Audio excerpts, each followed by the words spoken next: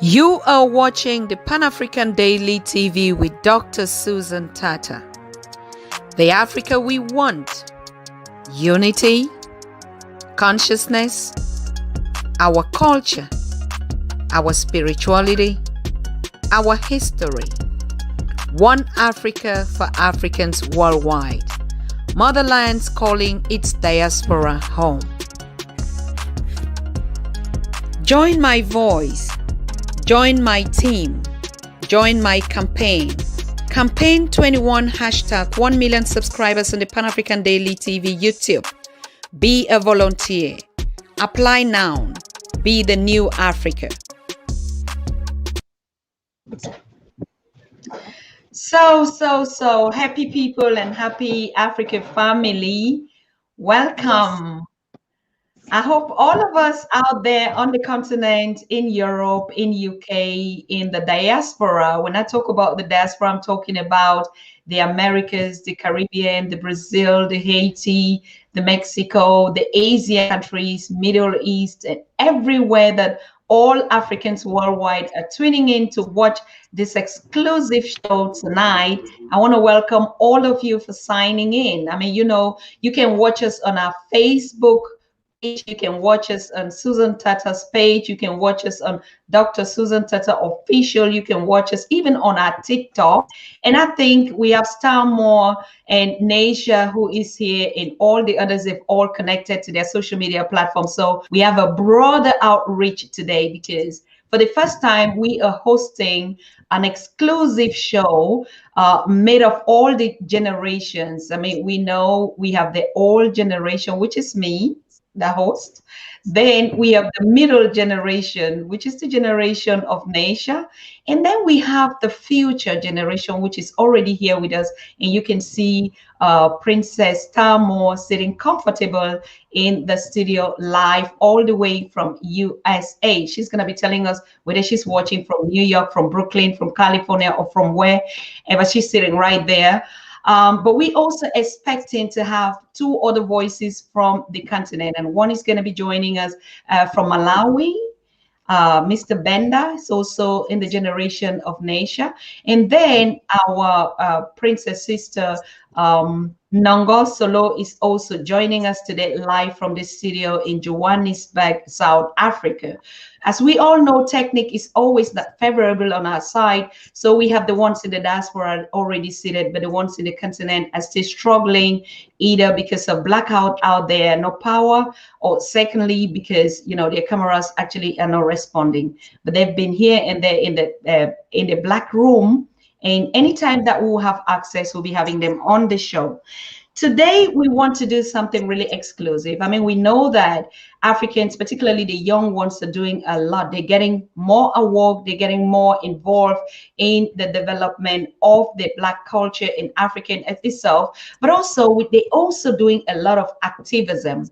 And today, like we see what NYASHA has been doing, and now we also see Starmore. Starmore is not just only an entrepreneur at the age of 8 years old, but she is also a very, very active advocate for her, for consciousness. Like she's doing her programs on Kids Teach Kids. She's going to be telling us how she came up to that activism and then move into her brand with a hand sanitizer. So we have a lot to learn today. NYASHA is also representing the younger generation. What we want to do today is to follow up the conversation on the family picture and the structure, which we have in Senegal representing the statue of Renaissance. And this statue of Renaissance represents 3 generations: the father, the mother, and the children. It's a whole family picture. I mean, we had a whole lot of sessions we did with Dr. Leonard Jeffries and also Professor James Moore, and all of us know that statue of Renaissance.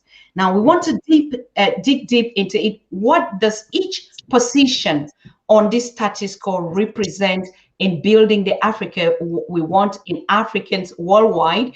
And also, how does it support the relationship between the past, we're talking about our elders, and the present and the future? And all these choices all represent here. So thank all of you for joining this program. Be on for 2 hours. We're going to open up and take some questions, but also we're going to be seeing a short video from Starmore and her projects and her hand sanitizer. And but she really more about that. So I hope we are all ready. If you're ready, we're ready right here from the studio. And so we can go right into the show. And I want to start with the future, which is right here. Stamore, how are you? Yes, I'm great. How about you? I am also great. You know, when you come here, we have to be great. Sweetheart, where do you get your energy? Where you Well, I mean, I guess I was just born this way. I'm a very happy person, and I believe that I have to share that with the world. So I'm happy to share my gift with other people. So I'm just a natural born happy person, I guess. I have a lot of energy. I mean, today we cannot wait then to explore. Naisha, just tell me who you have on the show there with you, how you see her. I mean, just a little bit of what is going on in the future. I'm getting really affected here. I'm also very happy when I see. Oh, I feel very honored and privileged to be in your presence, Black Royalty. Can I call you that name? Oh, yes, of Oh, course. Oh my God. Princess. It is an honor and privilege to be here, and I would really love to hear more about your hand sanitizer. Oh, This thank you. is Okay, that would be great. Actually, I will tell you about it. Okay. So, I'm a young entrepreneur, and I sell hand sanitizers, and they're all natural and they're organic, and they contain oh 50% tea tree oil. Yes, and a lot of people may think that tea tree oil is just an essential oil or a smell good, but it is also a cleanser. Yes, and it also contains 50% lemons. Yes, all that good lemons in there. Because lemon is a very good cleanser, to evaporate all the bad germs. And mm. it's multi-purpose, so you can use it for the air, and it moisturizes your hands. So, it's kind of like a 4-in-1 there. What? I can put my hair? Oh, no, no, no, your hands. Sorry, it Your moisturizes your hands. hands. Yes, Okay. yes, Oh, that's. yes. Oh, I like that. And how much is one bottle? And how much is in it? One bottle is $5. Yes. And I can get it on Amazon. Isn't it? Amazon, no, but I have a website called loopersloafers.com. And actually, so you know what you're getting into, this is actually what it looks like. Oh, can Oh, you see? thank Oh, you. Can you? oh, Oh, thank oh, you. there we go. Okay. Yeah, that's what it looks like. So if you'd like to order one, this is what it looks like in person. And Thank you. Oh, I hope everyone can see it. Thank you. yes, Do we of have course. other And product? other Do you have? products, no, not at the Mhm. moment. I'm still working on that. Just hand sanitizers. Yes, but if you Oh, would like to support me, my website is loopersloafers.com, spelled LOOPPERSLOAFERS.com.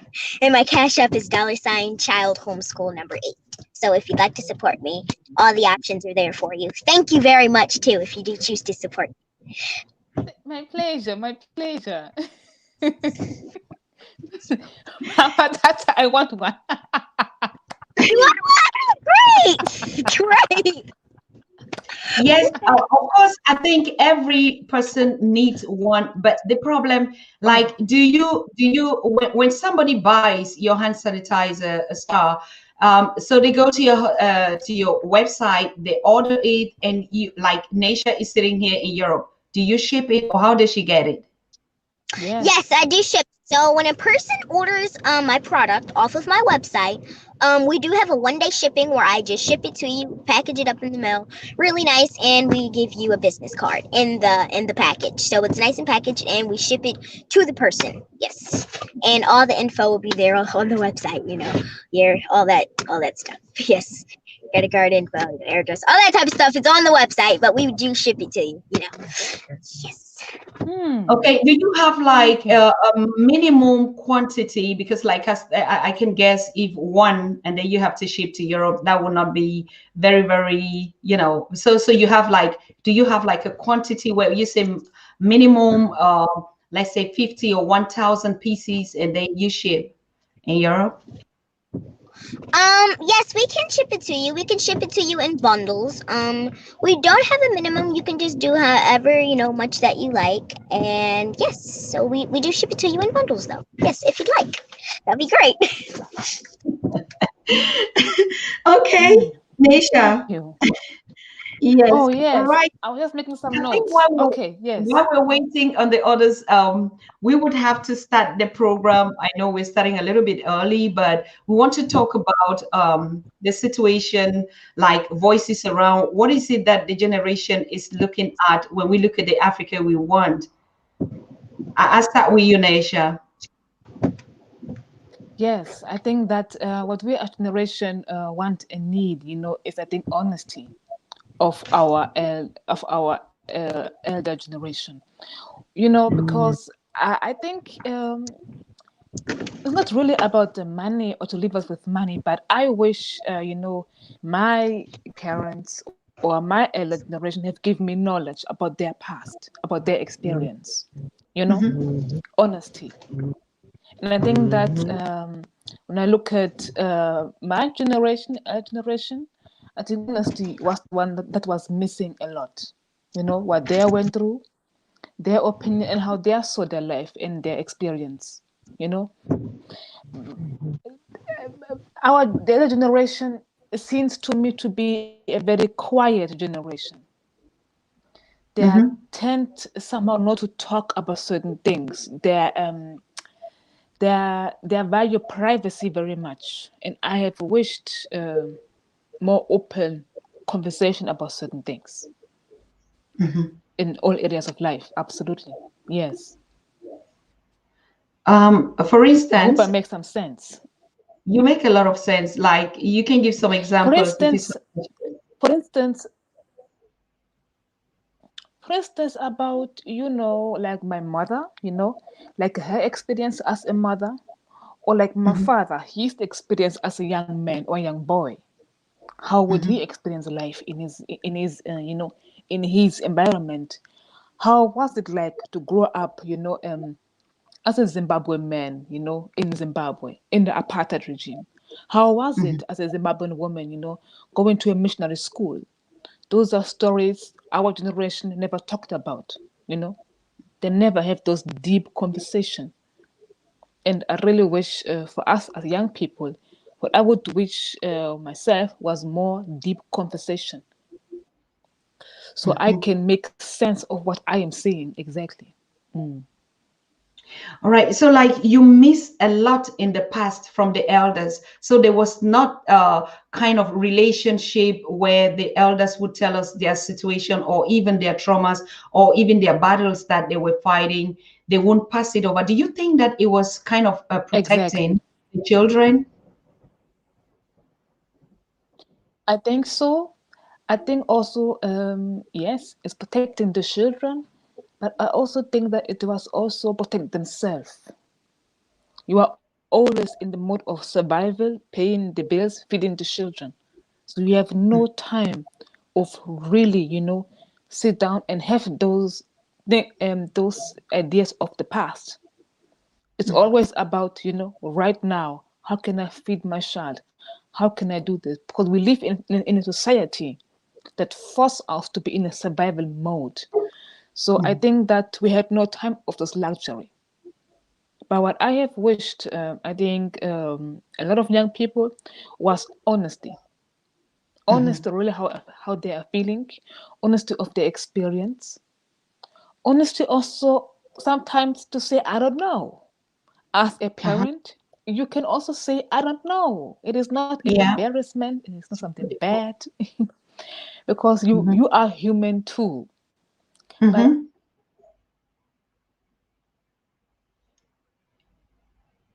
Yes, Naisha.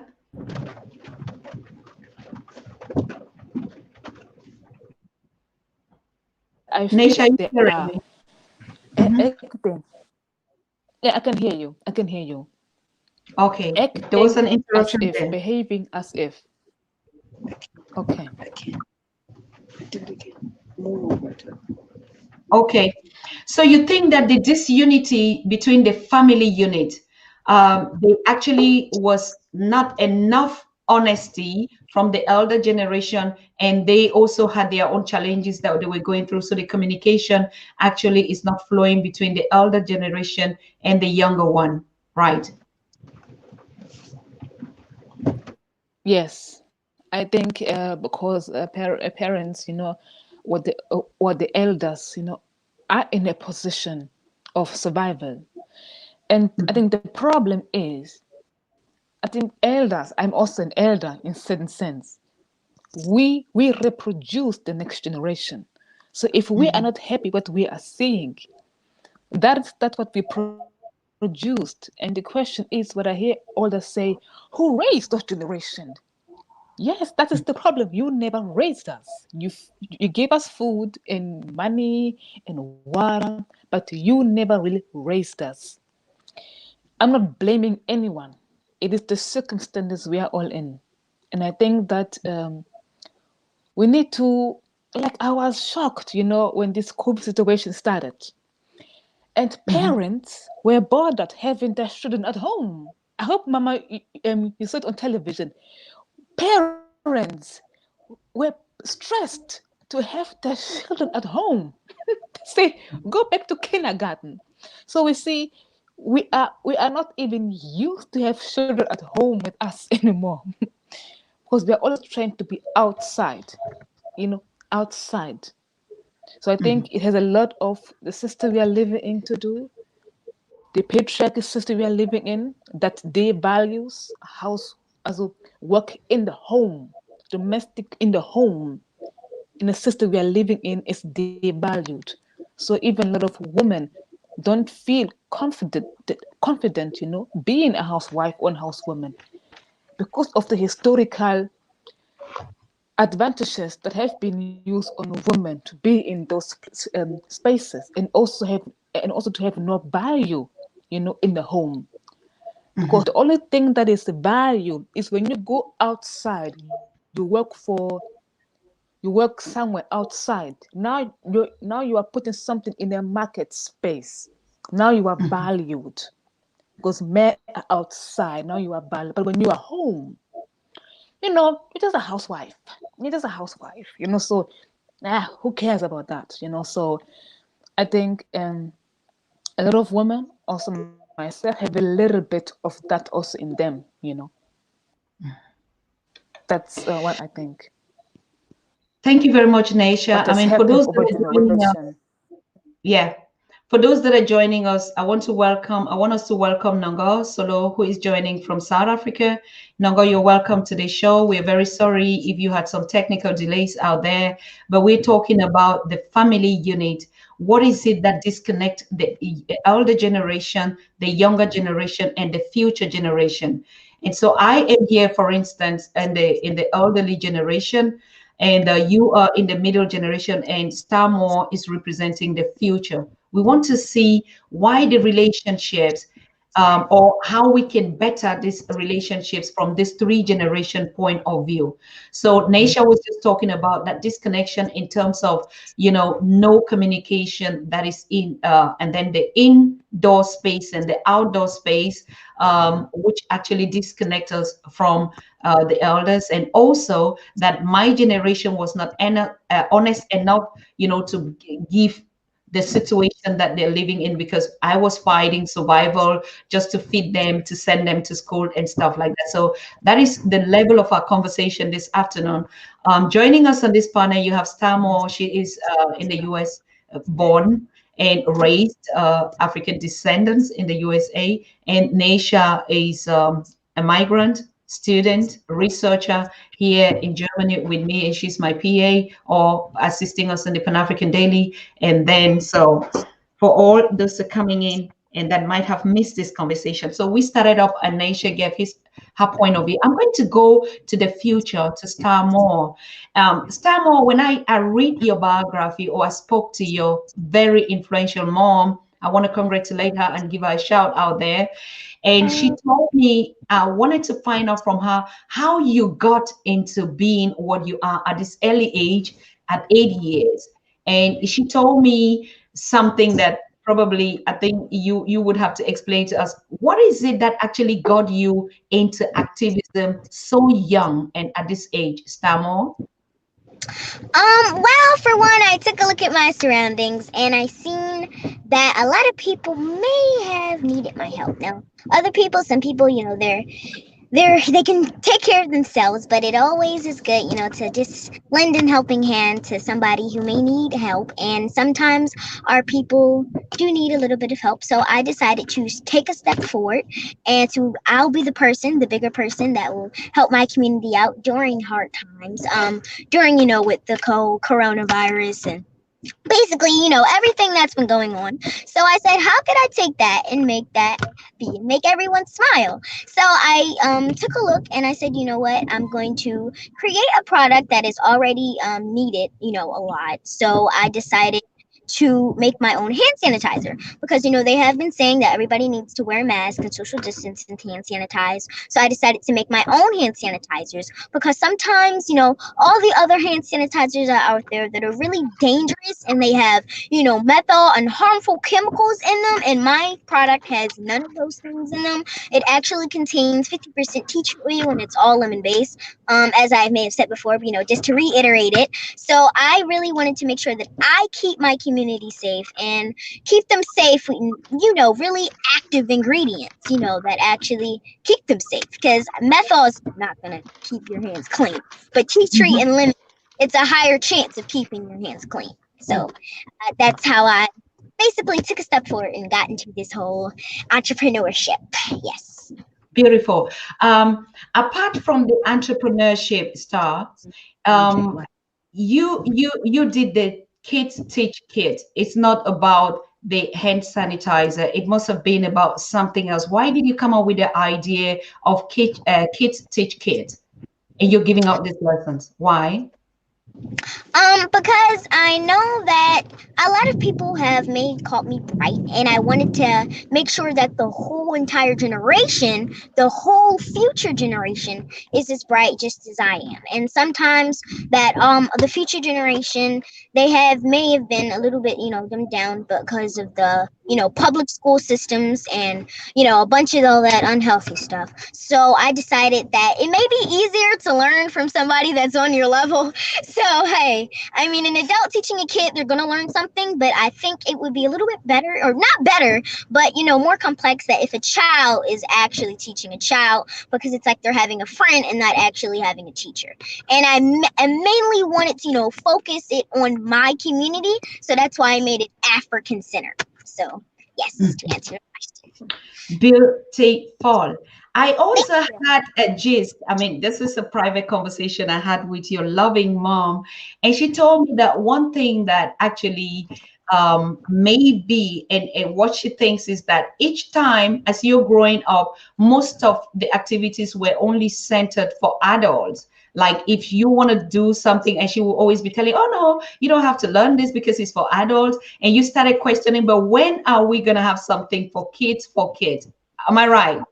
Yes, you are right. Actually, I do remember when I was little, I always used to say, when I'm older, I'm going to make something just for kids and no adults are allowed. But, instead, and I didn't wait till I was older. I waited till I was young. So, I'm still young. And where? Oh, okay, we're back. Okay. But instead of, waiting till I was older, I decided that I was going to do it now. And I say, what can we do that are just for children? You know what? I'm going to make a program called Kids Teaching Kids. No adults, just kids, just kids. So I really, I was big on that when I was like 6. I think I was 6, it's not too long ago. And I still am on that. So I'm really happy that I did that, and just kind of mainly focused on kids. So yes, you are correct. I did do that when I was very, very, very tiny. You're still very tiny anyway, but in a tiny big brain. In a tiny big brain. Star, one Yes. more question before I go to Nongo. I will still come back to you. I mean, like when I logged into your homepage, it was so appealing, and it has a formula that you can log in and you have a 45-minute teaching from Star Moore. So if I log in now, for instance, I'm not a kid. Let's just say kid because it's kids teach kids. What is it that you teach them in this 45 minutes? What is it they teach your peers? Okay, so I'm glad that you asked that. So what we teach, it's the regular, math, science, all that type of stuff. But the only thing that makes our program unique is that you really truly get results, and your child doesn't even feel like they're learning. It feels like that they're just having fun and they're just playing a game. But you actually get results, and they learn highly advanced material than what they think they're learning. So we might say something as easy as like 1, 2, 3, or something like that, and it's on a whole different level, and they don't even know it. But by the time they're like 20 or 18, or maybe just 2 years from then, they're going to be a genius. So I like to always, and I hate to toot my own horn, but I am saying that my program truly gets results. That is my point. That's what I'm trying to say. Yes. All right. I'll come back to you. Why you did the hand sanitizer, not just for kids, but you did it for a whole community, trying to connect the past, the present, and your future. I'll come back to you. But let us just visit South Africa, where NHOGO Solo is sitting there. I mean, I think she's also like, who is this speaking here with such accent? Because she's also focused on education, teaching the young people. And I think you guys will really make a good combination, out there in the programs, what she is looking out. So NHOGO, welcome. How are you?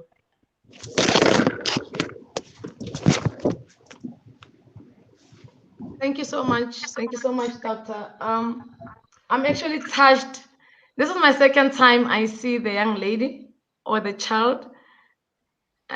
She spoke celebrating King Joshua Mapwanga, and I was actually touched by everything that she's already doing. It gives us hope as young people. It gives us energy that in everything that we are going through, not just as South Africa, but as Africa at large, including the diaspora, we have a future to look up to. And today, upon the advice I got, I brought what we call the things that my mentor has always challenged me to produce as a young person. But before that, before we go deep into things, because I just joined the show, and my apologies for all the technical issues that we had, I think it's important for me to quote a philosopher called Tony Evans, who actually speaks about a very rhyming story. I think the child will relate. It's called Humpty Dumpty. And it says Humpty Dumpty sat on the wall. Humpty Dumpty was struggling, and Humpty Dumpty couldn't make it. But Humpty Dumpty, all the king horses and all the king's men couldn't put Humpty Dumpty together again. And you ask yourself a question. Humpty Dumpty sitting in a particular place, asking for help. Did Humpty go to his family or her family? Did Humpty Dumpty go to his or her society? Or did Humpty Dumpty go to what the Europeans will call a White House? And the scenario will tell you that for a fact that the fact that all the king horses on all the king's men couldn't put Humpty Dumpty together again, then it tells you that Humpty Dumpty actually went to call for bigger bosses, the power sources, the power space. Humpty Dumpty went to the White House. And how do you know this? The fact that the king's horses were involved and the king's servants were involved, it means the king himself was involved to ensure that Humpty Dumpty is back together again. But where is the tragedy in this analogy? Is that even after the power sources, the king's horses, and the king's servants, even after they called the Congress to put Humpty Dumpty together again, they couldn't. And who is Humpty Dumpty in this analogy?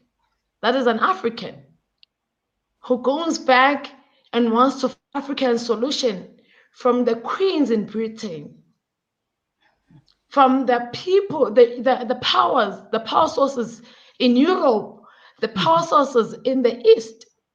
And no matter how they try, because they don't have the Africa at heart, they cannot put Africa together again.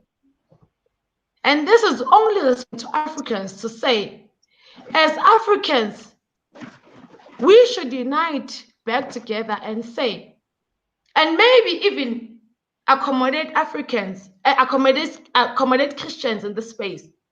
To say even when war took place in Joshua chapter 5 in the Bible, Joshua had to confront the person whom we call in the Bible he says that, so Joshua was fighting against another nation, and he was asking, are you for us or are you against us? And he had to respond, and he said, the captain of the ship, I'm neither for you nor for them, but I'm here to take over. And this is the response that Africans must give to the kings and the queens and the East, the Westerns and the Northerns that try to rule the Southerns, the Africa that we have. To say, as Africans, we have enough resources, we have enough mindsets, we have enough children, this kind of mindset, that have the entrepreneurship skills, the entrepreneurship mindset, the consciousness level. To say, as Africa, we are neither for you as America, nor for you as Europeans, not for you as Chinese, but we are here to take over.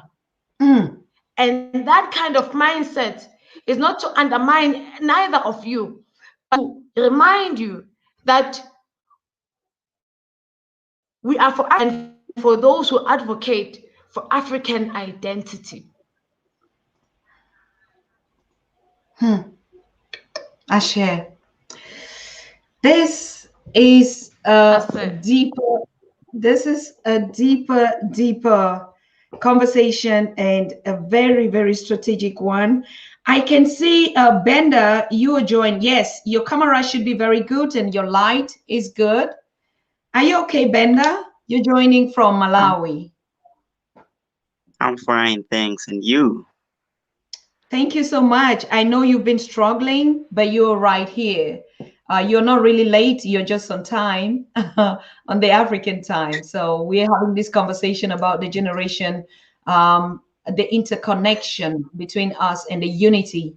So yes, you're just joining us. I think you will have to take a little bit of rest, and then you listen to all the other speakers. I'll go back to Star, who is our youngest child. And I want to thank you, Nongo, for that. Humpty Dumpty. We have always been made to look at Humpty Dumpties, that for sure. But then it is time for say we are not for you in the East or North. We are just for us in the South, and we're taking over. That is the voice of the younger generation that we're talking about.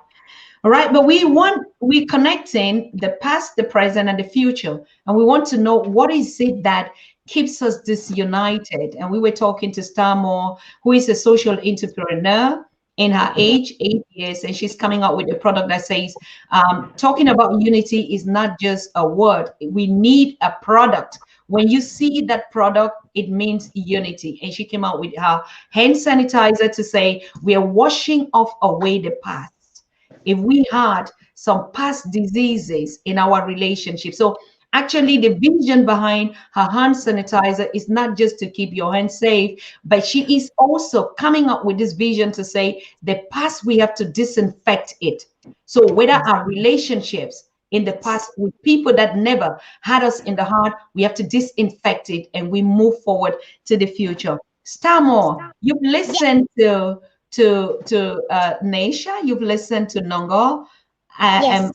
What do you make about this ideology? Because one of your products, you made it for Malcolm X. Can you just tell us why you designed that particular one for Malcolm X? Yes, of course. So yes, of course. So the reason why I named one of my product scents Malcolm X Active is because whenever you spray it, I want you to be reminded of Malcolm X and that his mission is 100% definitely still active. Yes, I want to make that very clear in my community. We saw on your, I mean, you just went viral. You're still going viral, and we had to see even a super celebrity star, our brother Spike Lee, actually endorsed you and signed you. How did you get to that level? So please repeat your question one more time. How did I get to what level exactly? I mean, Spike Lee supported your hand sanitizer and Yes. your activism for your community. Did Yes. he just pick you out, or he was really impressed about what you were doing and said, this has to go viral? Wow. So honestly, I just think my ancestors just must lined me up with Spike Lee, and then I magically met him because it was so funny. It's like he said hi to me, so I felt very honored of that. I was like, wow, he said hi to me. This is an honor, and I turn around and I'm like, it's Spike Lee.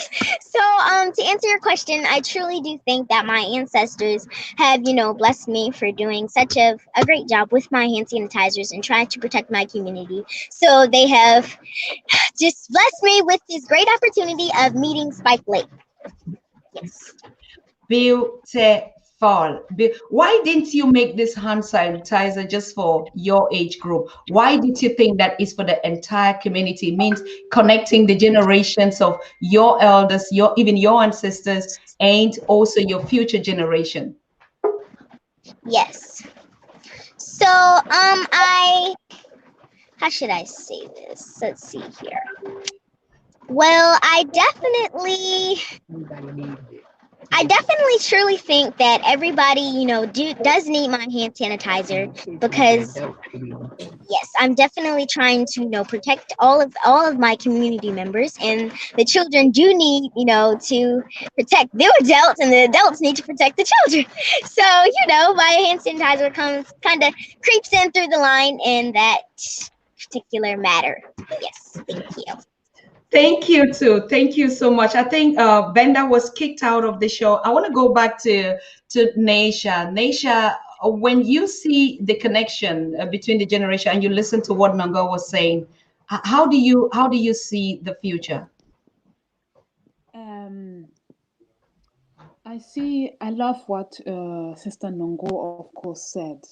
And I see the future very bright. And of course, what she said of coming together. And of course, I support of, coming together and have an honest conversation. But I also think we also have to talk about, about how we can come together and how we can deal with those different traumas we have, you know, as people and to unite. Because one thing what we should not do is come together and start abusing each other again. So I do believe in the counseling of men, counseling of women, also on children, but not in a divisive way. In a way of doing that counseling and then helping us to come together. And also what I also think is that to be honest with ourselves, what we feel, what we really want, and what honesty will cost all of us. Beautiful. Thank you so much, Naisha. Nongo, do you, when you look at particularly the situation in South Africa, where you are in that generation that started even the revolution with the school systems and the imposing of even a foreign language in your school system, are you bitter with the past? Are you bitter with the leadership? Are you bitter with the elders? Are you bitter with the leadership of the continent? And if you're bitter, what is it that really makes you bitter? What do you think we can make it better to unite this past and the present?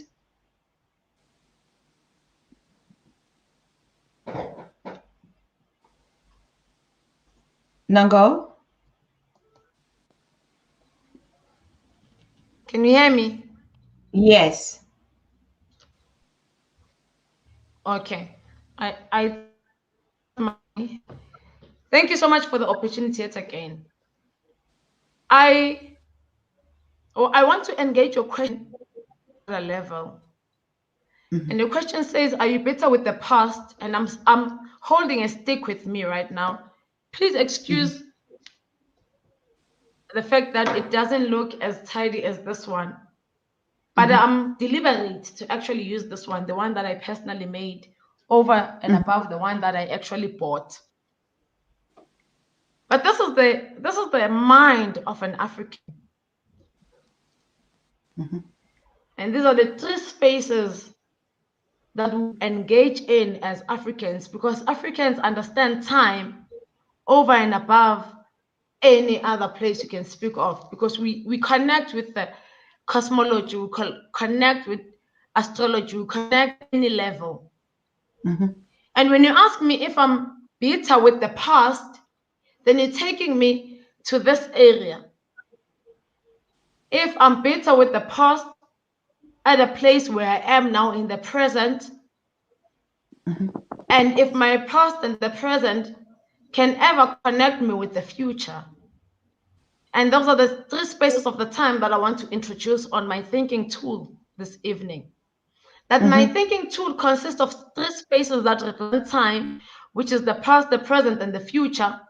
My thinking tool represents four dynamics, and you will see the four cycles. I have 1, 2, 3, 4, that at this point, maybe we'll engage later about them, but they represent the educational spaces and the other four dimensions that I'll speak about later. But to respond to your question directly, am I better with the past? What is the past to African perspective?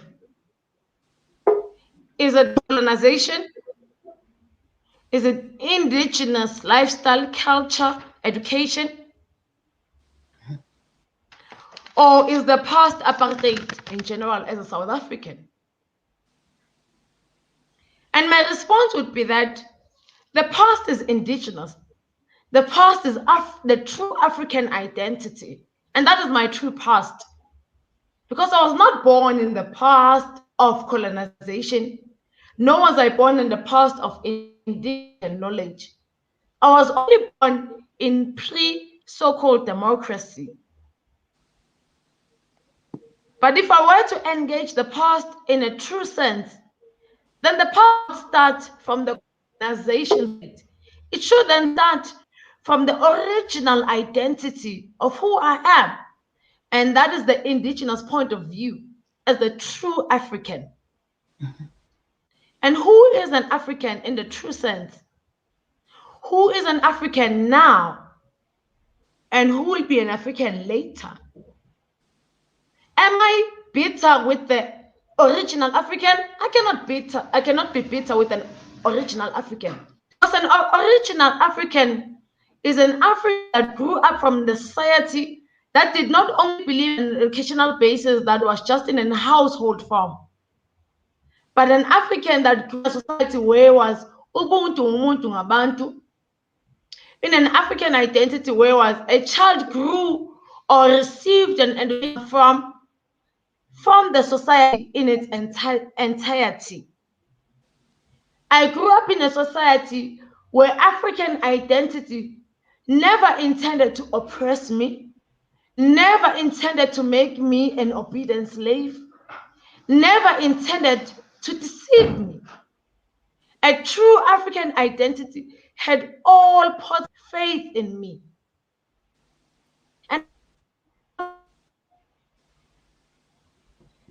But then the came to redefine us, to give us a new culture, a new identity, to actually disregard the education that we were given of Ubuntu, the education that we were granted to say a child is not just raised by a household, but by the society or the community as holistically.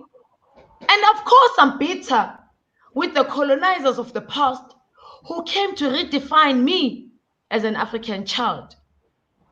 Not only did they do it in the past, but they continue to do it in the present. They continue to redefine me through the education system that we have, or the miseducation system that we have. They continue to redefine me through the schooling system, the informal and the formal system that we have. They continue to redefine me through the injustices or the system. They continue to redefine me through the religious system. And so I cannot just turn a blind eye and pretend to be happy with the systems of the past that are ruling us in the present, under the very same African government that is supposed to free us from the colonization, but yet today are the vanguards of the colonization. Today we have the unrest, not just in South Africa, but in Africa at large, that is taking place, where you see young people called criminals, defined as looters. But who was the vanguard of the real looting? When we were supposed to take over democracy, when we were supposed to take over liberation, we had leaders who were so self-interested, so very greedy, that they only thought of what could go into their pockets over and above the liberation of Africans. And not only should we dwell in where we are now, but like the young lady is saying, and what your PA is saying there, is that in where we are today, we should also go as far as thinking into the future space and begin to refine what can entail the future of the Africans. And I always say, what can redefine the future of Africans is education as the fundamental liberator. Before you even attempt to nationalize mines, nationalize land, you must first nationalize, decolonize indigenous education.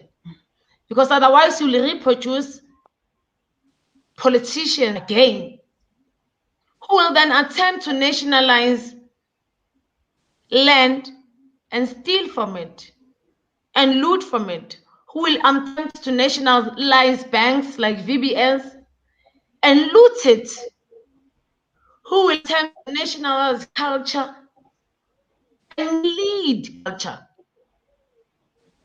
So again, to go back to who are we now? Who have we been? Who are we going to be? Who is defining us now? Who is defining us? Who is running us? Who is attempting to redefine us? We need to refer to the mentality of Africans. And the conversation what we're having now is a very practical conversation where you have a generational mix. A young child who is actually an entrepreneur, but is actually fed from a home education more than the societal education, more than the media education that is actually feeding us with propaganda, misleading us to an extent that if you find Africans at home today, you will discover that Africans are so occupied with social media, they don't have time to have a conversation between the older generation and the younger generation, and to actually find means and ways to close the gap. Social media has occupied us to an extent that we do not even recognize the fact that propaganda is now the new way of who we are. 90%, if not more, of what we watch on media, on audio media, on visual media, is actually propaganda. It's a true sense of what is taking place in the spaces we are in. And I would actually invite you, Doctor, to come please land in South Africa. And you will see the gap between the township and the suburb. I was watching your conversation with Dr. Small Yes. when he defined that actually in South Africa, we still have Africans that live in one space. We have white that live in another space.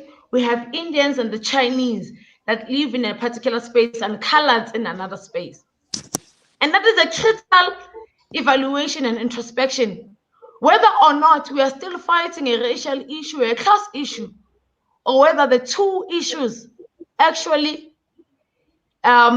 interject each other. They actually overlap over each other. And as we proceed with our thinking tool, I would want us to evaluate the three spaces of education and the four components of our societal space. And then we begin to go deeper as Africans, question ourselves whether or not we are finding solutions, regressing, or progressing. That is a whole lot. And when we listen to you, NHOGO and NYASHA and Star, of course, we know that we have to hold this intergenerational conversation. I mean, like I said, I'm representing even the past or the present in the middle age, and then the younger one, and then the future sitting right here. Now, if you look, I don't know, all of you watch the conversation when Starmore came up for the first time to congratulate King Maponga Joshua. I wanted to be honest, just to take a little bit of retrospective of what we're talking about here.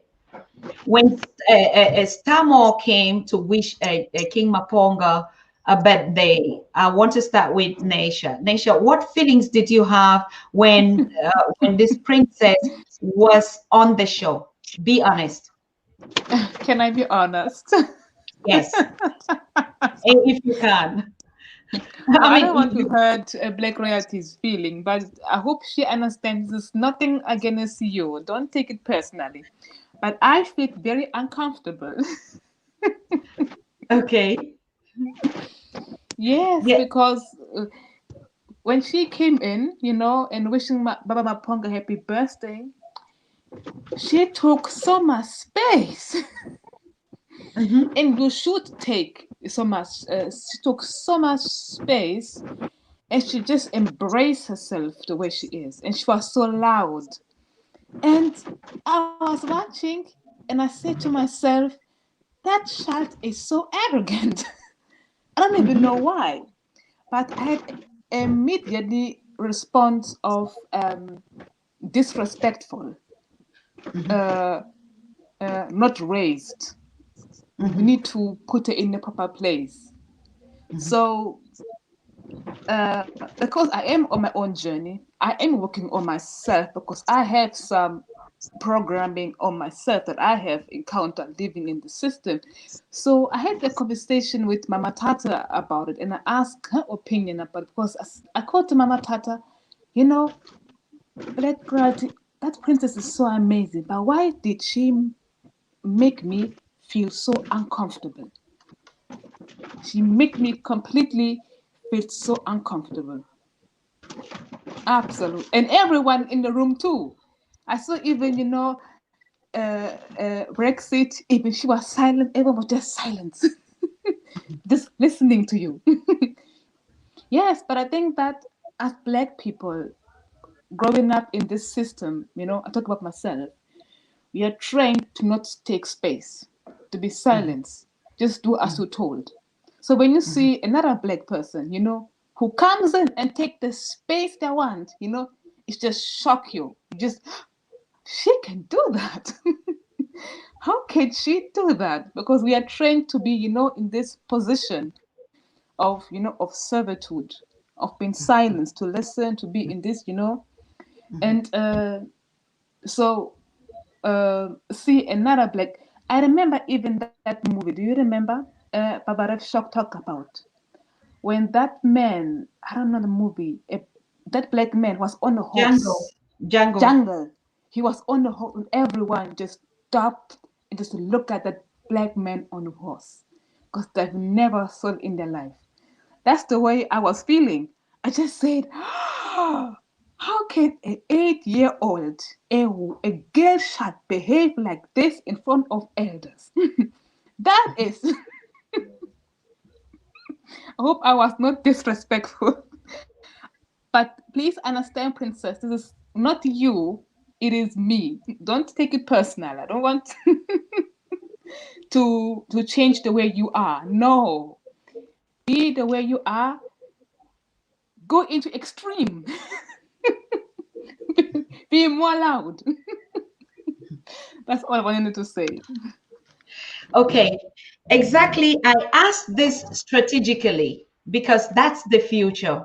And she is actually representing what we Africans have never did.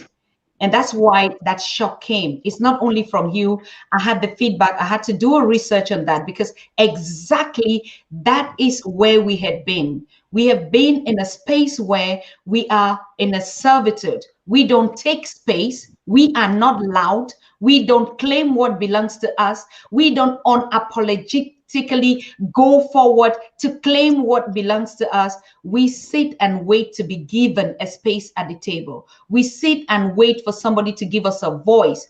But what Starmore did on that day was a clear message to all of us Africans to wake up, take your space, claim it, own it, be loud about it. No excuse for any feelings around you. I mean, the communities in which we're living on. Now, if I go back to NHOGO to ask you that same question, probably you didn't watch that or you were also on that show. Now, if you see the older generation, my generation, and when I was growing up, if I would say something like that in front of my elders, it would be a no-go. It will be, I am arrogant, I am disrespectful, I am not respectful today. How can she just come and she just like, now, isn't that the biggest mistake? That we, the older generation, not giving the space for our future, listen to them, nurture them, even engage them, and tell them to do even much better? NHOGO? To be honest, I was in that same situation at that age in primary school. When an elder told me that, look, my child, you're not that special. Oh, I'm sorry. If Oh you my think God. you're special, not in this space. Oh my God. When hence we need to hence I always come back on educational space. Yes. Because we spend so much time in our systems or institutions where you are reassured at home by your mother that my child, you are special, my child, you are powerful, my child, you can do it. And you get into another space, which is a schooling institution or an educational institution, and you find an elder that says, look here, you're not that special. You don't can claim your confidence in this space. And when I watched her, I was like, oh my word, we still have people who have that kind of confidence. We still have mothers and fathers who still reassure us as young people that you have a future, you have a space in the society, you are good, you are amazing, and you can even implement it further. You can give much more education, impartation, anointing to other people. And when you go back home, you have two kind of parents. Where you get home and you say, Mom, my teacher said I'm not that special. And you have a parent that would say, my child, what did you do? And you have a parent that would say, what? How could the teacher say you are not that special? Because every human being in this space is special by kills. Is special by purple African identity. Every human being in this space has a role to play. And the society, after colonization, had to redefine us and relate us to say, you, my child, a woman, must just be married, or farm instance, complete a matric, be married, produce children, buy a house, buy a car, and die. Even the religious space was deceiving us to say multiplication. When says multiply, they had to redefine that and say by multiplication mean produce. And that is not the true essence of multiplication. By multiplication, we are saying the Mabonga die themselves and not reproduce. The Lumumbas should not die and not reproduce. The Thomas Sankara should not die and not reproduce. The Nyerere should not die and not reproduce. The very same mindset. And we can go as far as your Sobukwes and your Steve Bikos. And so even religion came as a colonized point of view.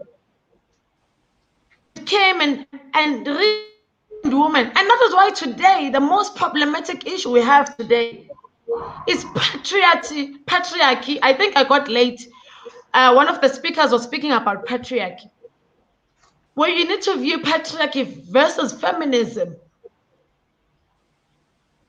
And you cannot fight an oppressive system called patriarchy, a rule of man over woman, by introducing feminism, where you are saying a rule of woman over man. That's not the true sense of redefinition or reintroduction of our indigenous systems. Because in our indigenous African systems, where men were not ruling over men and women were not ruling over women. It was a just gender society where everyone was playing a relevant role in space. And to introduce feminism as an attack to patriarchy is not a solution in our societal space as Africans. To overthrow patriarchy, we don't need to reintroduce a rule of woman over man, but we need to restore and redefine African identity. To overthrow education, we don't need to introduce a new educational system that attacks the colonial system, but to restore and redefine education in the African space. We were never Africans. But who redefined us as Africans? So we need to be in a space where we understand that the jealousy, the discomfort, the arrogance, the new definition of arrogance that we are redefining is not who we are.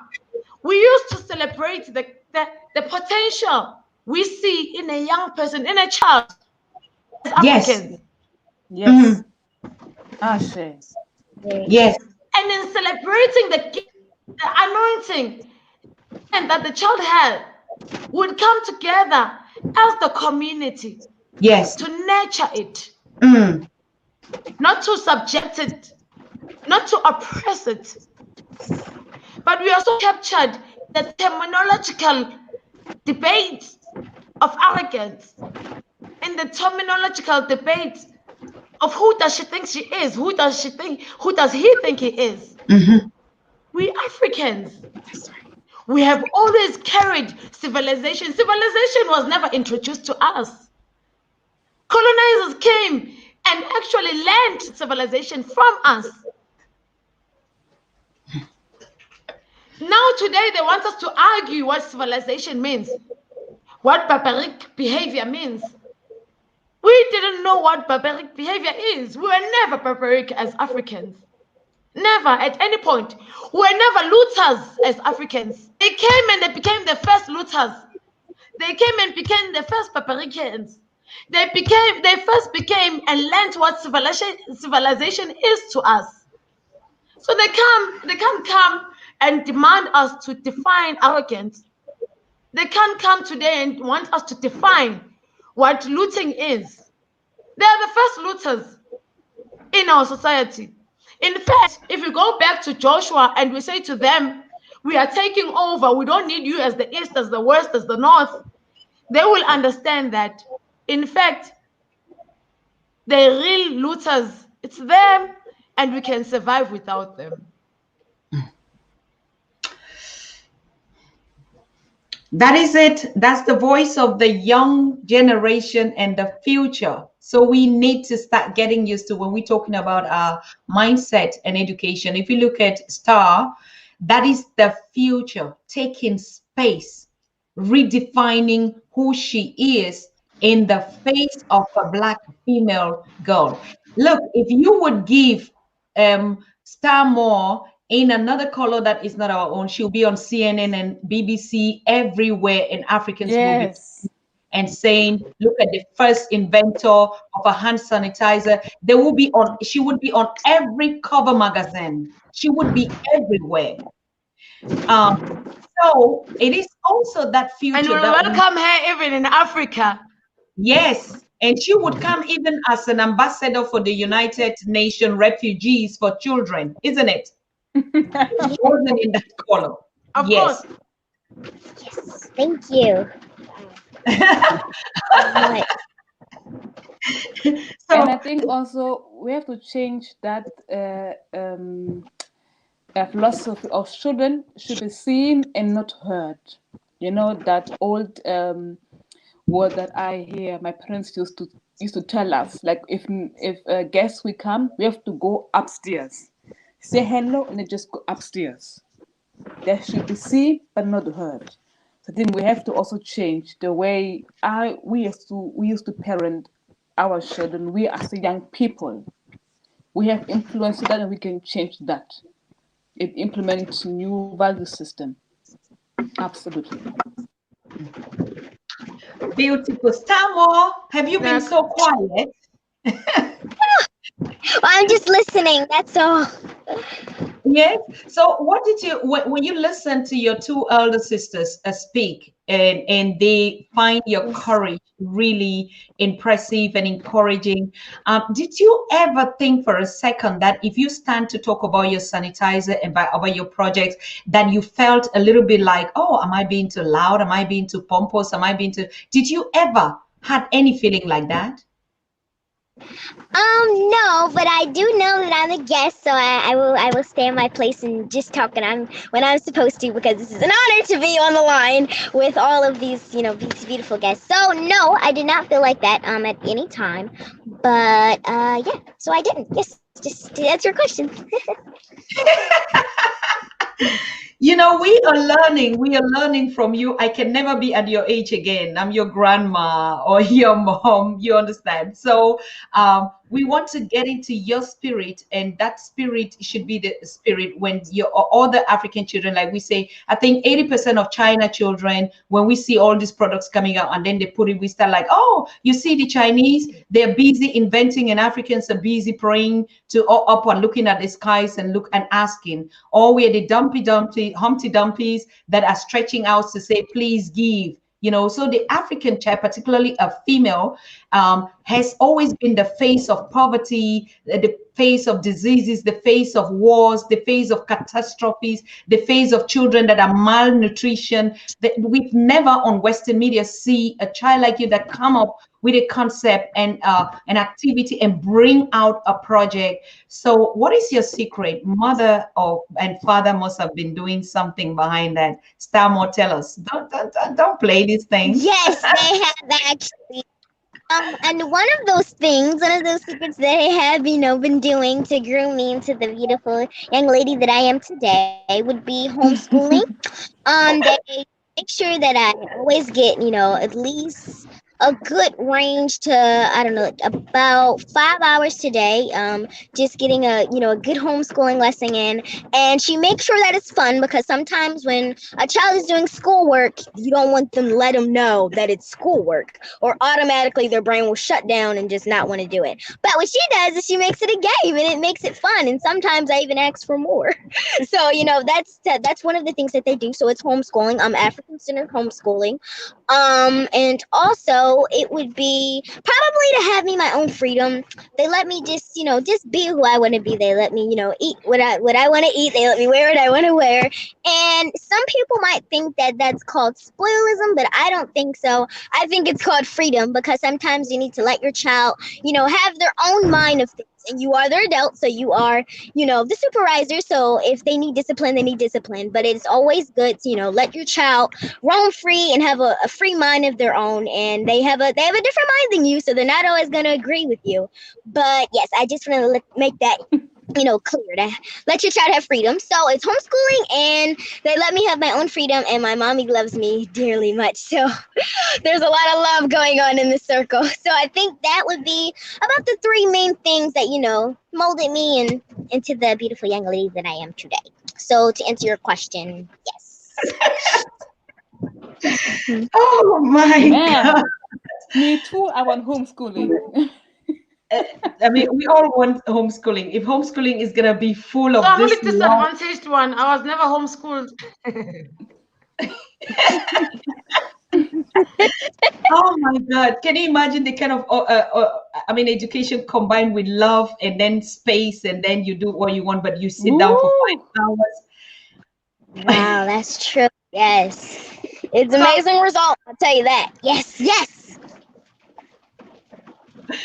Thank you so much, and thank you to your parents. And that's the connection that we see also in the parenting space of an African child, how we really do keep apart these external systems into infiltrating the spirit of our children, what defines them, and to mold them into the society that they are like that. Do we think that a modeling like this, we're talking about family, we're talking about the intergeneration, the giving forward to our children? Naisha, what do you think the connection and the way forward solutions? I want to give some things related on what Professor James Small asked me to ask you on the show today. What is your opinion about it? So are you going to speak only for the youth because you're the youth, or you are going to speak out louder against the injustices in the community, as Starmore is doing with her project, and say, no, I'm redefining the community?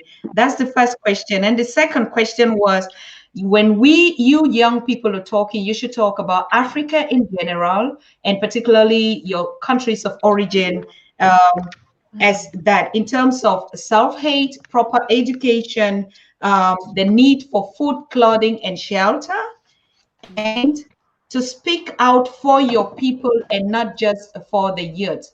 So what is your general opinion about that? I'm talking to the youth. Sister Nongo first, or should I start? Okay, I'm speaking now. So you can go first, I'll go after you. I will do like princess now. Just speak. So, what I think is what I like on Princess Mother is that she understood how precious that. I think from the age until 0 until 7 is where children are very sensitive to their surrounding.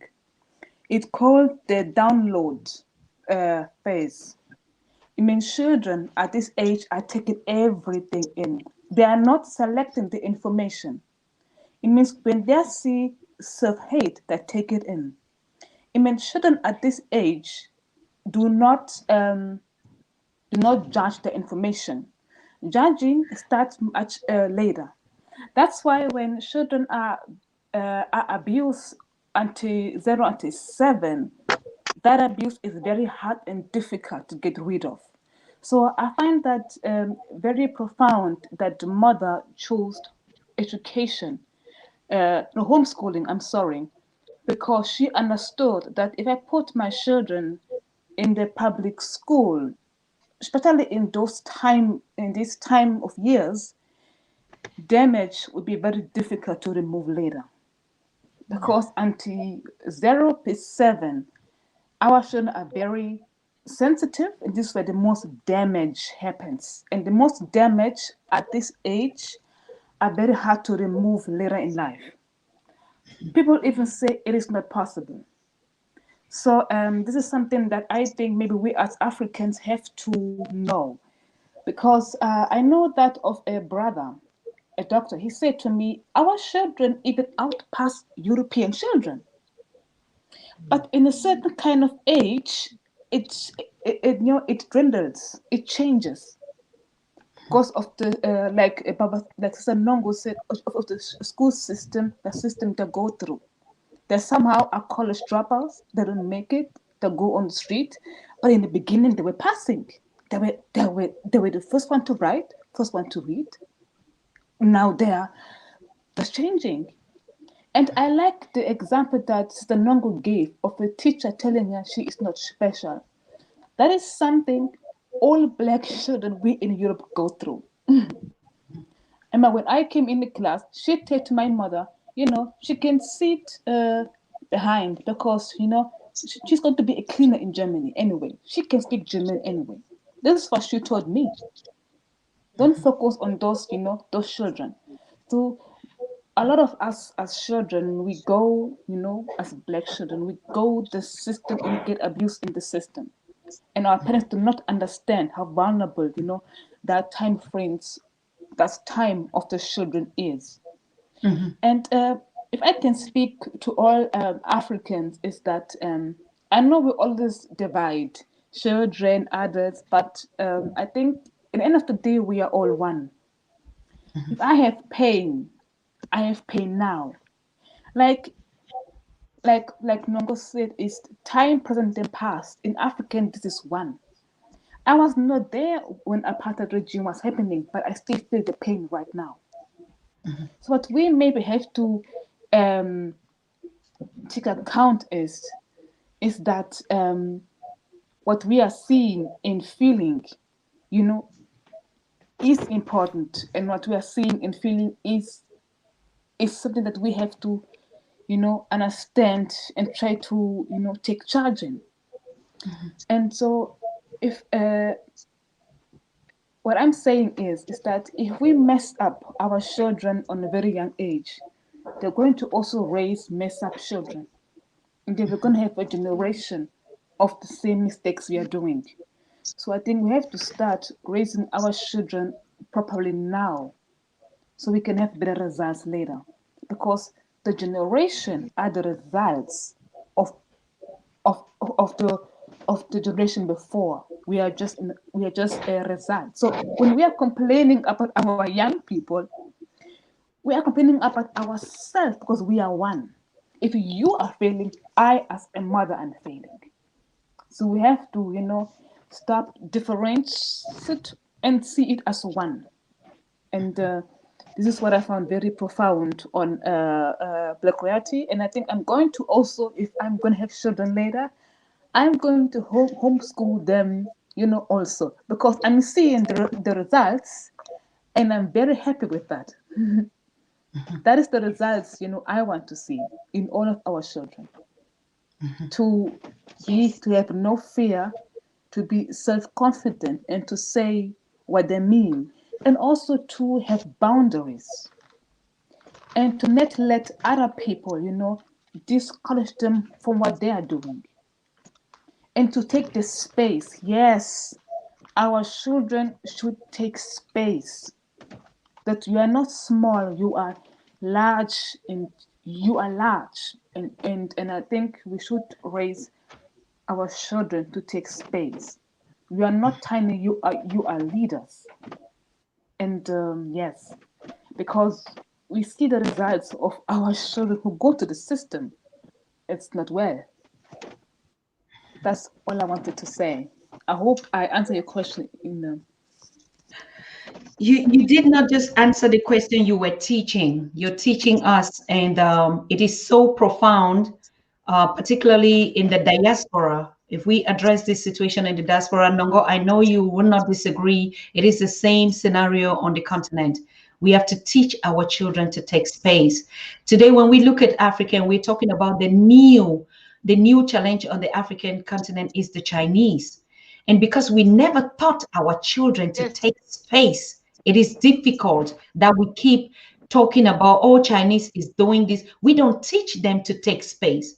So, and these teachings will not start when they get old. We have to teach them right now in their environment, Yes. to claim their space and to be loud and to own it. And so we know the future is certain. Nonga, over to you. You said nature comes after you. You're looking at this issue. I completely agree. After you spoke after NYASHA, you are now bringing another point of discussion. Whether as Africans, do we think from an African perspective, which is the first component from the mind? From the African perspective that we think from, do we then look at which is the southern, by the way, do we then look at the northern African perspective? Look at the Western or Eastern African perspective, and then come to the Western African perspective. And before that, you were actually asking about the social justices that are taking place in our society. And NYASHA also raised a very important point of homeschooling also, which then goes back in redefining education in its own space. Sorry, I keep on looking at my thinking tool, which also goes back in redefining education in its own space. But when I began with my introduction, I said, we must first look at the spaces and the time, which is the past, the present, and the future. But for us to actually address the social justices, the political aspects of things, the religion, and the economy, then maybe we should introduce the 4 components that exist in the thinking tool, which is the politics, how politics affects education, whether it's education at home, whether it's education in formal education in schools, or it's societal education, still existing in the different space. How does social justice, which will be the second component, affect education or is affected by the education? How does religion affected by education? And how does economical freedom comes thereafter? That our young princess is actually addressing very well.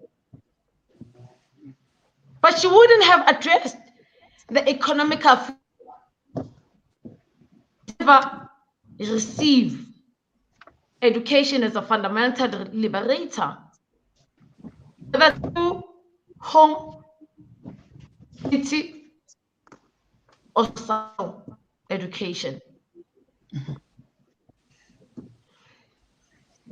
And she would have never even been able to address education if politics did not affect her, if society did not affect her, whether or not religion did not affect her.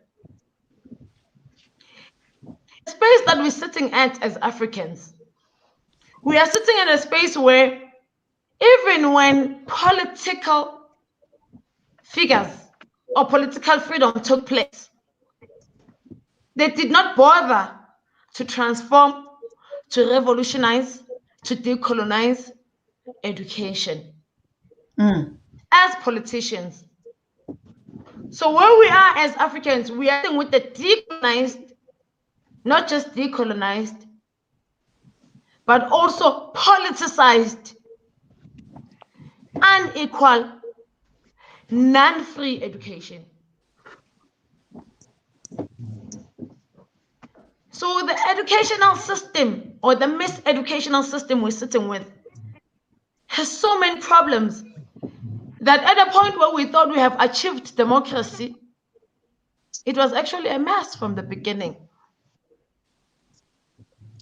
Because if we are sitting with politicians who are refusing to decolonize, depoliticize education, then we are saying, for example, in South Africa, we are sitting with a political party called ANC that has also captured education as a democratic party. Where's the logic in that? Because these are the same guys, same people, colonized politicians, putting colonized education, and furthermore politicizing it. Because they are saying, as politicians, vote for us as ANC. And over and above voting for us, we will give you a minister of education who is uneducated, miseducated, colonized educated, uncultured, misdefined, unmoral. And I can go on and on. Who will then try to give you education? And you make it worse. Not to you just leave it there, but we are saying in that education system, we will divide education in two aspects. There will be public education and there will be private education. Then we are saying the leader that you voted for is giving you a service that he or she cannot even entrust. Yes. So they are giving you a service that they cannot even look up to. They are saying, go to this education or schooling system that will never take my child to. Then they are governing public education, public schooling, or public education, yet they take their children to private schools. Where's logic In Europe? in that? In Europe, here. They're saying use public hospitals, public medication, yet they're attending private hospitals and they are consuming private medication. Then there's a disorder in governance, in politics, as the first component of your thinking too. And how do you then move swiftly so from your political into your social justice? Because your politicians have given you this miseducation or the schooling system to the extent that now when you have to look at the social injustices, they cannot make sense because this one did not make sense. This education system, this political system has produced people who will then say, wow, we have access to free television, to free microwaves. Let's go and take them. I mean, we haven't had access to free land for a very long time. And then you want to call these people looters. You want the unjust system, the social unjust system, to give you a just result. Then this is the time when you remember Thomas Sankara. Just remember your Sobukwes, we are only rejecting the legal system because we cannot accept an unjust law to give a just result. Absolute. And because the education system and the policy made a conscious resolution to say, we want to make them dependent to us as the new politicians.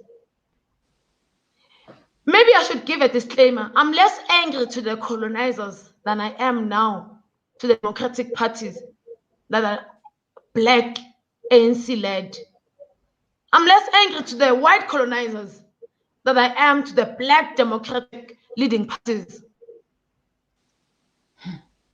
that are saying to us, it's comfortable for them as young people to be dependent on them. Yes. They are saying keep as dependent so that they see us important. We're giving them grants, they are excited. We're giving them houses, they are excited. We give them misreligion, they're excited. We give them illusionary economical freedom, they're excited. Why do we have to depend on them? So that they remain in power. And by the time they die, we remain dependent to their true colonizers because they are only vanguards. And they know that they are vanguards. They are not true colonizers as Black Africans. They are vanguards, but because they had so much interest in their personal pocket, they need their personal shares. They only had to protect that which they had, and they only had to protect for their own families. And if you give, this is what they would declare, if you give Africans true education, they would know what true liberation is. They will know what true indigenous lifestyle is. And right now, we need that. That's what they are saying. And so we cannot have social justice because of the politicians who have sacrificed us at the time they had an opportunity to take over to liberation and take over and revolutionize education. Because you can't speak about nationalization of land when you haven't spoken about nationalization of education. Then you will have politicians who will give land to their cronies, to their kids, who then exploit land for their greediness. And they will not even consider Africans at large.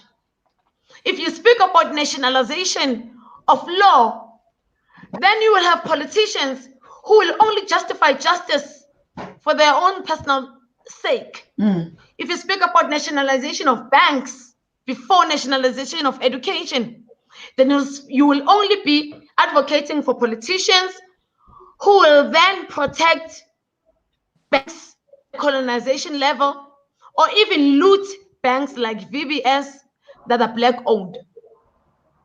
So you can never even speak about nationalization of anything if you haven't started speaking about nationalization of education. When you still have public and private sector of education, when education should be one for an African interest.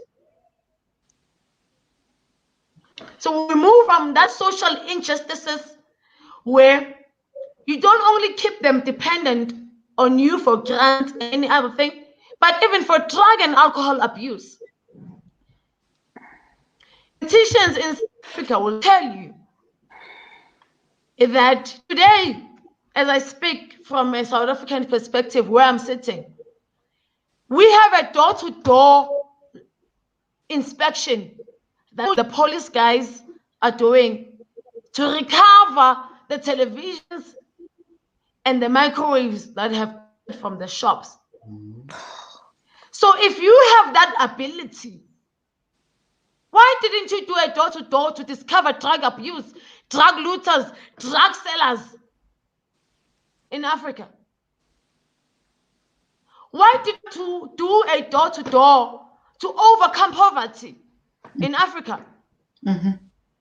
Why did you not do a door-to-door to actually identify the true looters that are actually sitting with our minerals in their own spaces, in their own spaces, in their own, what do they call this thing? Where they have the security keys.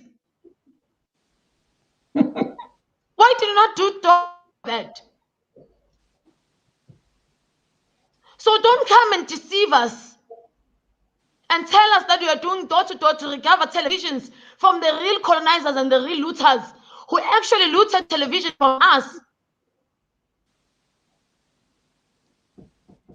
So when we speak of politics, social justice, then you go to the component of religion and you question, is religion then addressing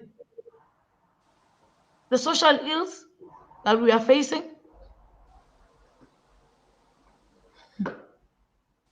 Religion, the true spirituality of African identity. And if you cannot answer the three components of politics, social justice, religion, then you can't tell me you want to discuss economic freedom. Because from the very first component, you do not produce an economical free African. If we did not have parents of the princess who took it upon herself, give a home language before a societal, before a schooling education, who did not give a home education before a societal education, then an African education, or then we couldn't have had this princess. Because even now, in our African space, in Africa, the homeschooling is competing with the schooling system and institution over and above the societal education. And I envy you when you say you have successfully seen how education, schooling is working in our society. But is home education an African identity? Or is societal education, it takes a village to raise an African child, an African identity? So we need to go back and introspect ourselves as Africans. We need to go back and introspect ourselves as Africans. Because then we are ready to define the three spaces that says home education in our African space to us as Africans and the true meaning of it. Because I am humble enough to accept that we are speaking from a perspective of Germany and American. But in the African space where we're sitting at, we have channels like Nzante Magic. We have channels like, I forgot the channel where media is only producing that which Africans should be instead of what Africans are. And when we get to an African home right now,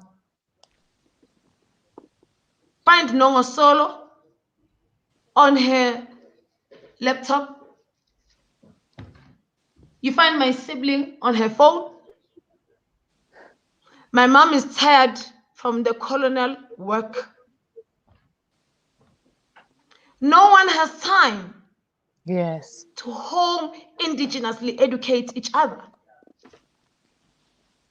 And if that is the case, if we were to rely on a schooling system where we spend most of our time, what is the schooling system educating us? Pre-colonial systems, before they came, our indigenous education was not only giving us just education in a schooling form, but tradition was involved, culture was involved, social, artistic, spiritual, recreational, skill education was involved. If you look at the education we're receiving now, my friends, the only time you get to write a business plan is when you leave the schooling system. Because the schooling system did not have an interest in you writing a business plan. The schooling system did not even have interest in you starting a business. The colonizers had no interest, and I want us to accept it as Africans. They have no interest in making us mentally liberated to critically think of African solutions, to critically think of African identity and how African business, for heaven's sake, do you have an African now that can start a mining business from scratch to an end? Chrome, diamond, wool. I can mention all of them. And hence I said from the beginning, we can just say, we don't care, we don't need them. We are for an African interest, and anyone takes us as Africans. But until as Africans, we invest in our education system and say, if I'm in South Africa and you're in America and you're in Germany and we want to combine our ideas, how do we put our resources together? Because I promise you, they will think you are joking if you want to transform education, and they will leave you.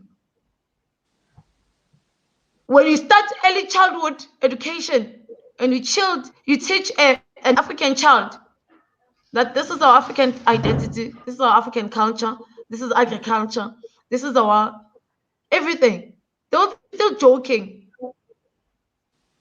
But if you miss the order and want to shout about land out of the space, then they target you. So if we recombine and say, let's come back together as Africans and come with real solutions. The young princess here has given a start. But let's be honest, when and where did she get the courage? She had to be educated at home.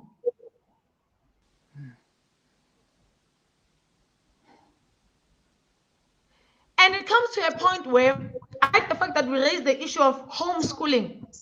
Then if we go back to African identity of homeschooling and communal education and village education, maybe we go back to Mabon's argument. He argues about the structures of churches, if they're still relevant. And in the same, I argue about the structures of schools, if they're still relevant. Because that's his argument. You build a church for $1 million and you could have built a factory. And I argue from my own perspective also that we build schools, even private schools, for millions. And we could have built incubation centers. And not all of us can transform and revolutionize one aspect at the same time.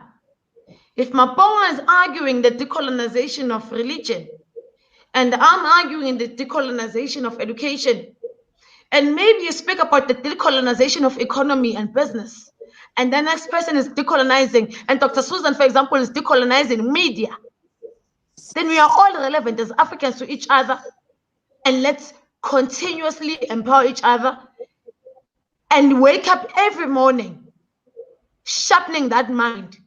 And at the time we meet probably Dr. Susan in Germany next year, we completely revolutionized Africa. Ashe. Ooh. Wow. I am always speechless, particularly when I listen to the young generation speak. I saw my brother in the chat saying, if we were doing blah, blah, blah here, you would have seen 10K viewers.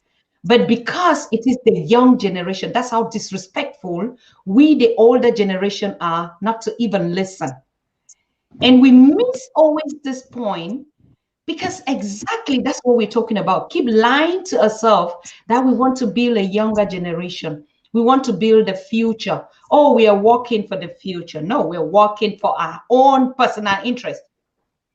And so when I say I want to build the future, then I would dictate it to my young generation. You have to wait until I'm a president and I die. Even you would not even get it if you don't belong to my family clan. That's how deep we're talking about. And if we, this generation that I represent, still think like that, not to give an ear to the generation of NHOGO and NYASHA, and you see the generation of NHOGO look into the generation of Star Moore, then we are not intergenerational. We're just talking around the corners, but we're disrespecting every step from the elder to the young to the future. And I think this is very, very important. I want to give a shout out and I want to thank Professor P.L.O. Lumumba, who is celebrating his 60th or 59 plus birthday today. And we have been pushing up that agenda and say, happy, happy, happy birthday to you, Professor. And honestly, like the tradition on the Pan African Daily TV, we're going to give him a standing ovation tribute when he's available. Well, we reached out to him this morning. He's in the diaspora on his mission that we all know.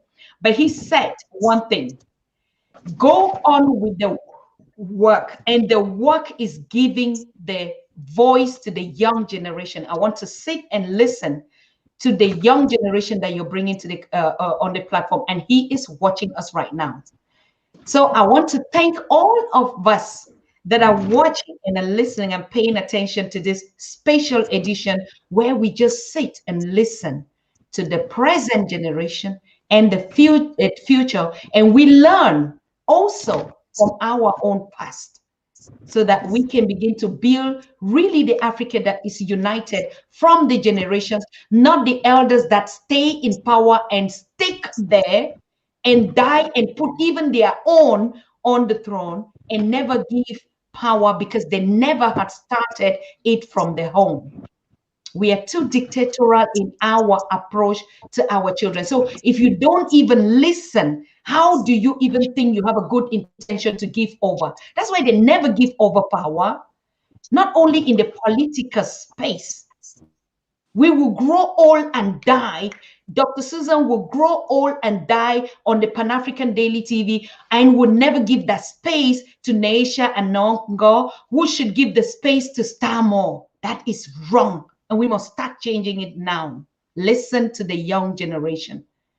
And I'm happy that we're starting this program on the Pan-African Daily. NYASHA and NHOGO and Starmore, they're going to have their own space on the Pan-African Daily where they host their own generations.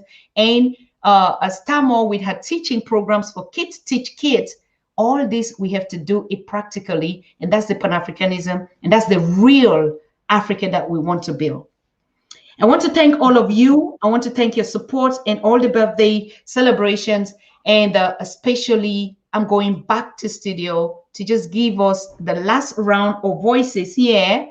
And I want to go back to the young star, the future, Starmore. Starmore. Are you there or you're tired? I think she was kicked out. I'm so sorry about that. She was kicked out. So yes. All right. Starmore was kicked out. Okay. But we already had everything that we should be having from her. NHOGO, thank you so much. Oh, she's there. Hey. Yes, I'm there. Hey. Hello. I mean, we were already thinking, where's she to make us laugh? Where's she to just empower us and give us the spirit? Now, you've been listening to your elder sisters. You've listened to me as a mother or grandmother. And now, what do you think your generation would be doing? What do you look for if we implement all the strategies? Well, I definitely hope that my young generation can continue to, just prosper and be the best that they can be, and just make sure that they, no matter what anyone says, that they will always be themselves and stick true to themselves and always believe in themselves. And there's always more than one way to do something. That's also very important. So I just want to make sure that my generation is very smart, is very wise, and very bright. And I hope that everyone can just live a happy life in my generation. And I hope everyone can get along, and there'll be no such thing as jealousy or anything or hatred or anything of that matter, and just positive vibes only. So that will be some wishes that I have towards my generation. Yes. Oh my God. I don't know. I'm just the change is here. When we would place the first order and it should be delivered to us. But I know that you are going to be that entrepreneur when we meet on the global Pan-African Festival for Culture and Unification in Germany next year, 2022. Now, a lot of people have been getting back to us and like, why Germany? Why not the continent? I want to make this very clear. We are working on this project and taking into consideration all this. We're looking at our elders in the diaspora, and we're looking at the situation on the continent in terms of logistics, in terms of security, in terms of health, in terms of seasons.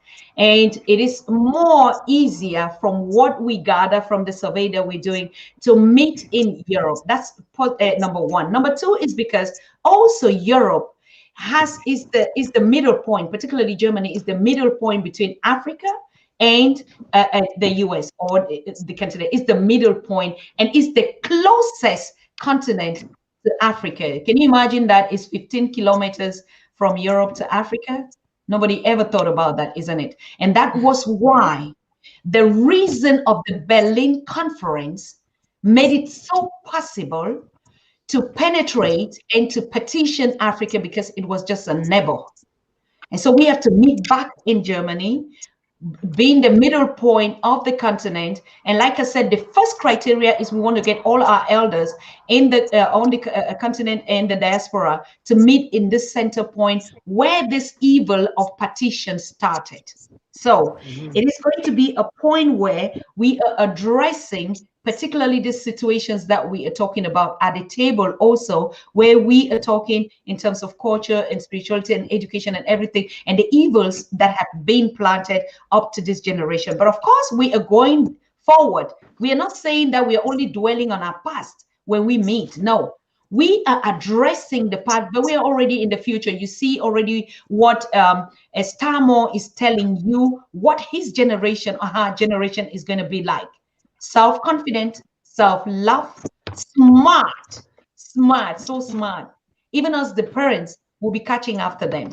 So it's not going to be a generation that they have to look onto us. We have to look forward to this generation and give them every necessary tools. We're talking first in terms of love, nurturing, protection, giving them their space. Make sure we fight for them to have that space, and we defend it with every authority. I think that would have been a better start for us next year. So Stamo is going to be there with her hand sanitizers. You know, NHOGO investigation is going to be there with her projects. Of course, NYASHA is right down here. And we're also working with the professors out there. We wish to really get Dr. Nichols, who is an alma mater of the city where we're going to host, the university that he studied there, even during the Nazi area. So we're going to dislocate all these things right on the spot. So we're going to see even the Berlin Wall, going to take a tour there, because sometimes we only hear. And we see how even the disunification physically took place. So what about our own geographical illusions that they created in our mind? And I think that will heal us even much further. So I want to thank all of us. And if we think that it's a good thing, please make sure that we share this extensively. We subscribe. And we're going to, like NYASHA said, NYASHA, what are you doing on TikTok with all this? Yes. Yes, I thought of Princess, and I think we have to get bold. We have to, work harder. So I want to thank Princess for, teaching me on, we can't be lazy. We have to be on every platform. We have to, get the word out. That's why, I opened a Pan-African TV, TikTok, and of course, a Pan-African TV Pinterest. And next is coming the Pan-African TV Tumblr. So this should be done by tomorrow. So I wish all of you can just come and click the like button and visit us on Tumblr, Pinterest, and of course on TikTok. I also wanted to say something about NHOGO, beautiful, what she said about education. And what I found profound or painful is it is so basic. If the basics we are building on was rotten, everything upon that is rotten. But it is amazing that we've been so abused that we can't even think logically. It is interesting that things that make sense, like she's talking about the social system, that it is impossible. I mean, we cannot build a social system. It is so amazing that how blind we have become, and how people with PhDs who think who really have educated, can hang on to that system and talk about democratic. I just find it very interesting that we lack the basic systems. Things are just universal laws. We don't get them. I just find it very interesting. And I think we have a long way to go. Beautiful. Beautiful. Thank you. Thumb ups to you. And Nango, do you think that if we actually start putting and implementing these structures, like you said, if there's one person that is delocating and networking and connecting the others, we have a long way? Or you think if we start and get to work now, every generation practicing exactly just that, we might get there easier?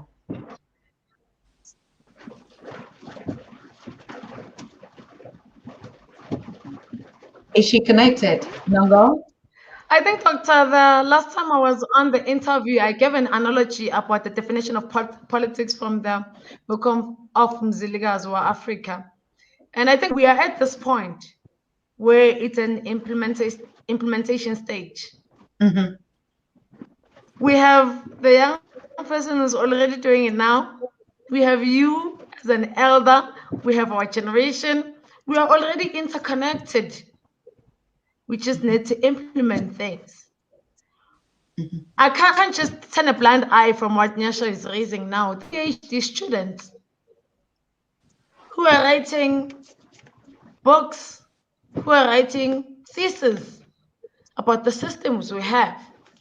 And I've always argued that we can't just be in these institutions to only reproduce what the colonizers have been producing. You can't be a lawyer and celebrate a Dutch Roman law system. You can't be a doctor, PhD doctor, and celebrate pharmaceutical industry. We cannot deny that we already have colors in our African culture, African identity, African diaspora, African identity. We already have them. We just need to close the gap and be serious, really serious about taking over. And by the way, Doctor, if I have to confess on this channel, this is the platform that I have a listener from your own channel, whom after listening to the presentation we had on interview we had about the agricultural programs that we had, actually invested in the program. Mm-hmm. Oh. This is the investor all the way from UK. Yes. Investing money into South Africa. And that is a practical thing we as Africans have to do. And that is what the Pan-African Daily TV is already doing. We're already in it. There's no turning back. There's no time to be scared now. I remember one of the citizens I met in South Africa said, but no, you only are. And he said to me, if you don't protect yourself enough, you will die before the realization of your vision. And those are as much as I appreciate the advice, but those are the articulations that only make us more fearful. And to be what are we waiting for? Are we waiting for our resources to be more looted, more exploited, for our resources to run out? Are we waiting for Dr. Susan? Are we waiting for Prof. Lumumba? Are we waiting for Bishop Mabonga to die? What are we waiting for? The intergenerational mix is here. Resources are here. Consciousness is here. There's no time to wait. The earth is eagerly waiting. And again, as I started before, the Humpty Dumpty who fall from the wall and got broken, the kings and the queens and the king's horses came together, could not put him back together again. until we as Africans do it. We'll do Yes. it. Wow. I say. Ashe. Ashe. Now, I want us to take, before we close this session, I know we're 1 minute into it. Let us just look at a surprise from Starmore to us. Let's just take it's just a second, and you look at this, and you can know the future is right here. Everyone, so today I'm going to tell you about my all-natural and organic hand sanitizer product. And the best part about my sanitizer is that it's filled with all natural and organic goodies, such as organic lemons, grapeseed oil, and most importantly, tea tree oil. Yes, tea tree oil. I know, it's so great. And now, this is the part where you come in, because I have a little question for you. Have you ever seen Shark Tank? Well, I'm sure you have. And if you hasn't, it's basically about a show about a bunch of people investing in a bunch of other people. So, I have a question for you. Would you like to make my product even better and invest into this great product? If so, you can just shoot me a text or email me, and it'll be such a great investment. Because remember, when you're investing in me and you invest in the best, you're investing into the future. Bye! Enjoy your day, and remember, stay clean.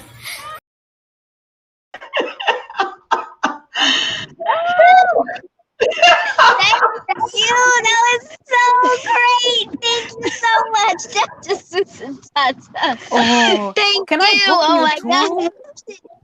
God. My princess, can I book you too?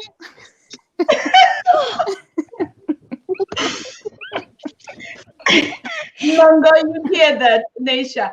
Remember, if you invest in me, you're investing in the future. Dear Africans, dear Pan African followers, dear Africans worldwide, you are now in the future. The future is right here. Starmore is right here. Stop talking about Africa is the future. And Africans are dreaming of something that is now. Now is the Africa, the Alkebulan, not the future. It is already here. You see it, you feel it, you smell it. They're going to be the best industrials. They're going to recreate, they're going to invent, they're going to innovate, they're going to build factories upon factories. She's 8 years old. So give her 10 years, she's going to be 18. And calculate your own ages, all of you that are watching now, to say in just 10 years, Starmore is going to be 18 and Africa is already gone. So we are now never the future. It is the present. I am the past. Nature is the present. The future is already with us. Okay. So I want to thank you so much, and all of you. Yes, Africa is now, is not the future. So we see ourselves. I want to give one round of thanks and congratulations to all of you. I start with, I already get it to Star, but she is still going to say it again. So Nango, are you starting a last round? Pardon? The last word of thanks before we leave. All of us, one word, one minute, one second. No, I completely agree. I completely agree with you, Doctor. The future is here. We appreciate that we still the watchers of the future, leaving us with the present, with the sins of the past. Kamakwini, it is time now. We can never postpone it. We cannot postpone it. It's time now to change Africa. It's time now to transform. It's time now to revolutionize. It's time now to take over. No, for the West as the sun. I think she's been cutting off. Okay, Naisha, because I think, yeah.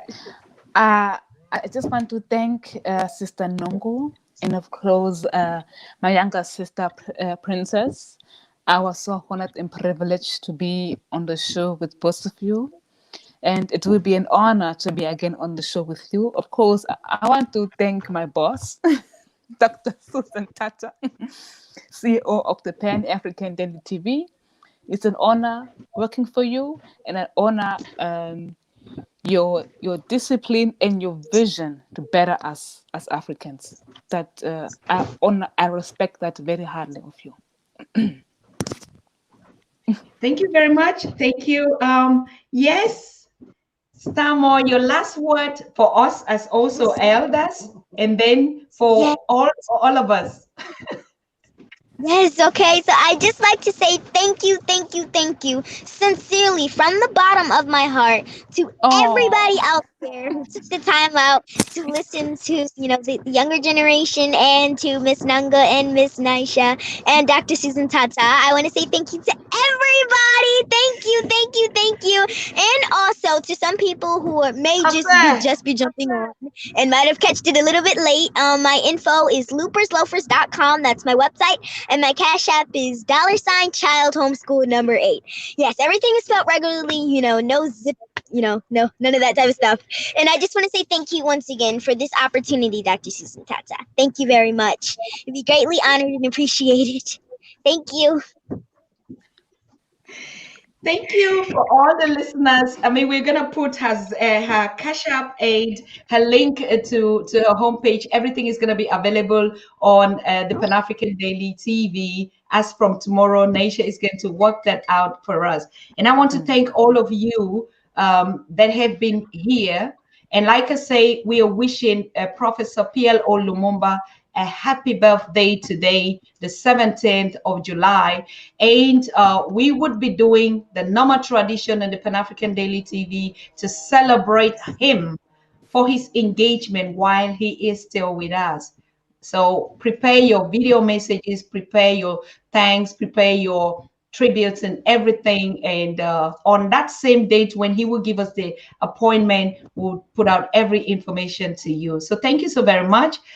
We are going to see ourselves again on Thursday, if nothing happens, but we are daily live here on the Pan African Daily TV with news, information, and even live conversations that we're going to be reproducing for you as from today to tomorrow and till Thursday. But live, we're gonna start it again on Thursday, and we have a very prominent guest in the diaspora that also was referred to us by Professor James Small. Is a colleague of him, an elder also that we would like to listen to. He's called Dr. Professor Kweku.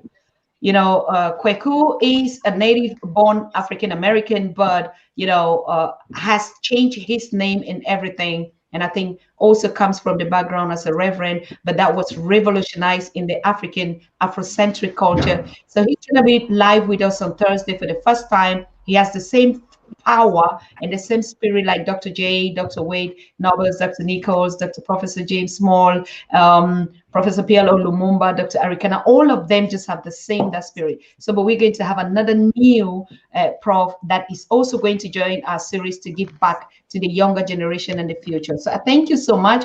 I wish you a happy weekend and a happy week. We're going to continuously stay on our focus and stay healthy. Bye-bye for now. We see us again very, very soon. Bye. Bye. Yes, bye. Come on, Queenie. Thank you.